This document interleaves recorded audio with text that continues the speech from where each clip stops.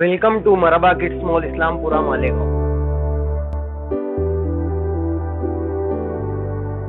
मानव समाचार, मानवता के हक में। सैयदा अंसारी मानव समाचार एनसीओ की अभी कॉर्पोरेशन इलेक्शन आना है और एक बार फिर आपके बीच लोग आएंगे आपसे आपका किसी वोट मांगे। तो इसी से रिलेटेड कुछ बातें हैं जो मैं मालेगांव के अवाम के बीच रखने आई हूँ। जैसा कि हमें पता है कि कुछ लोग और कुछ लीडरान ऐसे भी हैं जो आपसे आपका वोट तो ले लेते हैं, फिर 5 साल कभी नजर नहीं आता।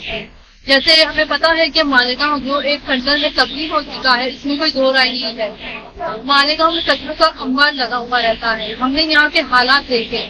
जब कचरे की बात निकली है तो मैं आपको बता दूं कि ये कचरे का ठेका पहले वाटर की कंपनी को दिया गया था तो 1 करोड़, इतना 8 करोड़।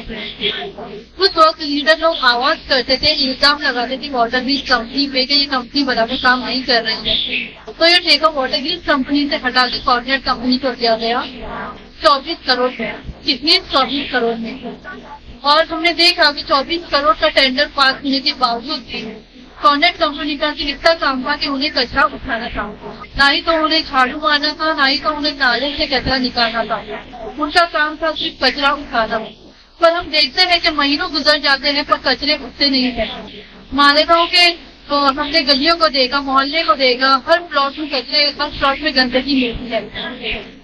मैं बताना चाहूंगी कि अगर कुछ जिम्मेदारी कॉर्पोरेशन की है तो कुछ जिम्मेदारी मालेगांव के अवाम की भी है। हमको ये we need to make sure कि हम हमारी जो एरिया है उसकी सफाई का खास ध्यान रखें। इस्लाम में सफाई को आधा ईमान भी कहा गया है। तो प्लीज मेक श्योर कि हम एक दूसरे के दरवाजे को ही कचरा कुंडी ना समझे, कचरे को सिर्फ कुंडी में ही डाले। पर ये सवाल करे कौन? As we all know that 80% of the people in Malegaon is below the poverty line. They don't have even basic education. जब एजुकेशन की बात निकली है तो मैं आपको बता दूं कि आज एजुकेशन इतना महंगा हो चुका है कि एक गरीब इंसान सोच भी नहीं सकता है कि अपने बच्चे को प्राइवेट स्कूल में डालने के लिए, क्योंकि प्राइवेट स्कूल की फीस इतनी होती है, एडमिशन फीस इतनी होती है, मंथली फीस इतनी होती है कि वो अफोर्ड नहीं कर सकता है। और एक गरीब बच्चा म्यूनसिपालिटी में जाना नहीं चाहता है क्योंकि वी नो के वहाँ पे एजुकेशन की क्वालिटी क्या है, what is the level of education is there in municipality. फिर भी अगर वो एक गरीब माँ बाप अपने दिल पे पत्थर रख के अपने बच्चे को म्यूनसिपालिटी स्कूल भेज भी देता है तो उनके साथ क्या हो रहा है? मिड डे मील के नाम पे क्या चीटिंग की जा रही है। हम देखते हैं कि जो दिया है for the mid day meal, जिनमें के नियरली अबाउट 7 आइटम्स से पहले जो कि रिवाइज होकर अभी 15 हो चुके हैं, उनमें कुछ आइटम्स हैं जैसे कि दाल, राइस, केक, अंडा, मिल्क और भी ऐसे कई आइटम्स हैं। पर मिड डे मील के नाम पे उन्हें सिर्फ खिचड़ी और उबाला हुआ दाल दिया जाता है। ये जहर बच्चे के पेट में डाला जाता है। ये कॉर्पोरेशन क्या हमारे गरीब आवाम के बच्चे को मारना चाहती है?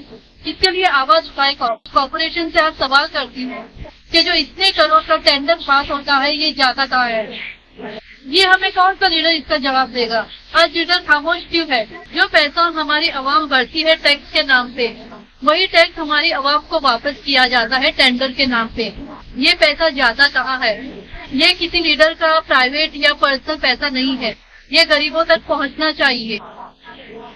जैसे ही और कई सारे मसले हैं मालेगांव से रिलेटेड जो इंशाअल्लाह हम अगली वीडियो में आपके सामने लाने की कोशिश करेंगे। मानव समाचार को ज्यादा से ज्यादा लाइक करें, शेयर करें और सब्सक्राइब करें।